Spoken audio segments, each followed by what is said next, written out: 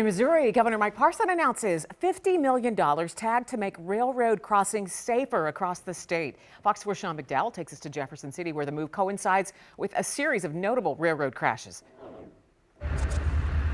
Missouri state leaders never want to see a nightmare like this again. The Minden issue was a terrible tragedy. Moving forward, Governor Mike Parson intends to spend to make railroad crossings safer.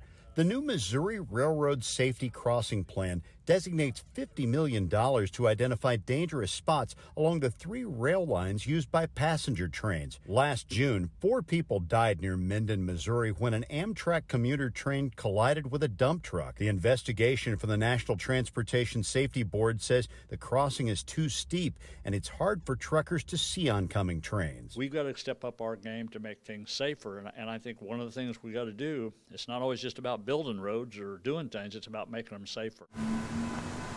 Just Tuesday in Cass County, several members of a family were hurt when a freight train crashed into an 18-wheeler stuck on the crossing there. That crossing had only signage warning trucks of a steep approach. MoDOT Director Patrick McKenna says state transportation directors were doing the best they could with their previous $7 million budget. Minden was a wake-up call, and it was a wake-up call for that. What can we do as a state, even beyond the state system? The state study calls for new lights and upgrades at 27 railroad crossings.